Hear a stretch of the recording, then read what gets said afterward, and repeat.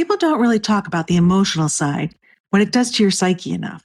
I think anytime you look up anything, it's just about how to get the skills, how to get your kid to take the SATs, or who can help your kid learn XYZ, or how to help you.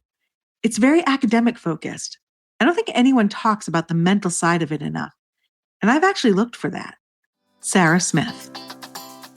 I'm Jenny Sherson, ex-special educator turned dyslexia interventionist. It wasn't so long ago that I, too, was overwhelmed by balanced literacy versus structured literacy, education speak, and everything in between.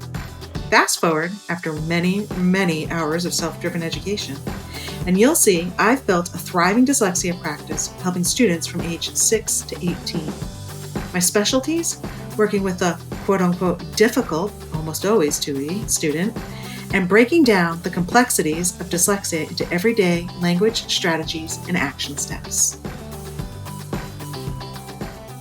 In episode 41, in the middle, with Sarah Smith, being dyslexic and having a dyslexic dad and son, my sister Sarah brought up the social emotional effects of dyslexia. After we stopped recording, we talked a little more about it and how once you get the instructional help you need, the most lasting effects are the social emotional ones. My dad frequently brings this up too, so I wanted to take the time today to focus on them. Once again, before we get started, my classic disclaimer. When talking about anything related to dyslexia, the effects of dyslexia on one's social emotional well-being vary depending on a person's environment, support systems, and personal coping skills. No two dyslexics are exactly alike. So let's tackle the emotional effects first. Some of the emotional effects dyslexia might have on your child include low self-esteem, anxiety and stress, frustration and anger, and depression. Once a child starts to realize that their friends are reading better or a higher level than they are, it can really ding their self-esteem. They start to experience ongoing struggles and failures, which in turn starts to affect their self-esteem. This can lead to a lot of anxiety and stress around anything related to reading. They know they can't do what's being asked of them, and they don't want to stand out any more than they already do, which in turn leads to frustration and anger. Wouldn't you too get frustrated and angry if you were being asked hour upon hour to do something that is just plain old hard and exhausting? On top of that, add pressure to, quote, just do it, and an overall misunderstanding about the many different ways dyslexia can manifest. A sense of hopelessness and depression can set in. A dyslexic may begin to think, it's just too hard. Nothing I do is working. I don't even know why I try. With the weight of all these internal thoughts, you can begin to see how dyslexia can have an effect on the social areas of a dyslexic's life. Some of these social effects could include social isolation, bullying and teasing, and poor peer relationships. When a student realizes being able to read is a big deal and they can't read as well as their friends, they start to pull back and avoid situations where they might have to read in front of others. A couple of adult dyslexics have also told me this is something they avoid to this day. And the main reason a dyslexic doesn't want to read or write in public is they are afraid all of their mistakes and difficulties are going to be called out and put on display for all to see. They're afraid they're going to be picked on by their friends and others. Now, because they are already hyper aware of their reading and are sensitive to what their friends and classmates may think or feel about their struggles, making and keeping friends can be difficult. So think about it this way.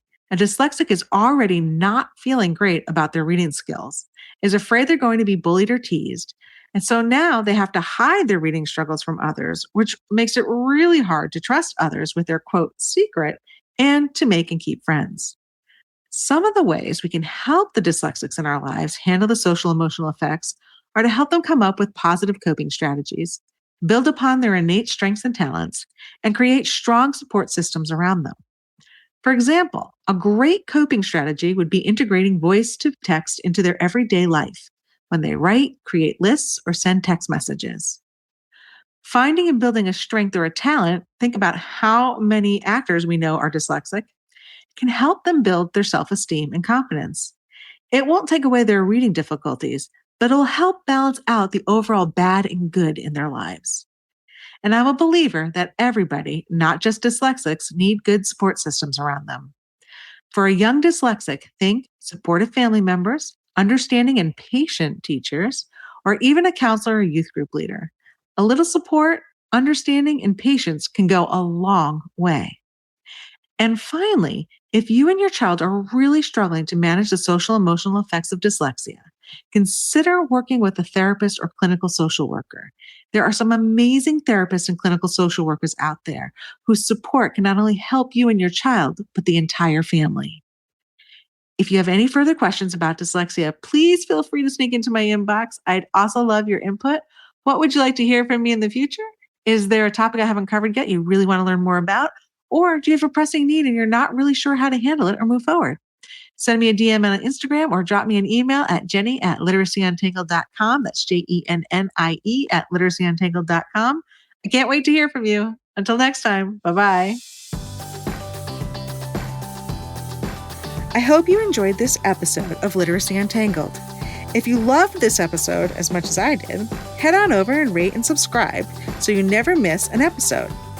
If you want to continue the conversation or share your takeaways, head on over to our Instagram at Literacy Untangled and comment on your favorite part.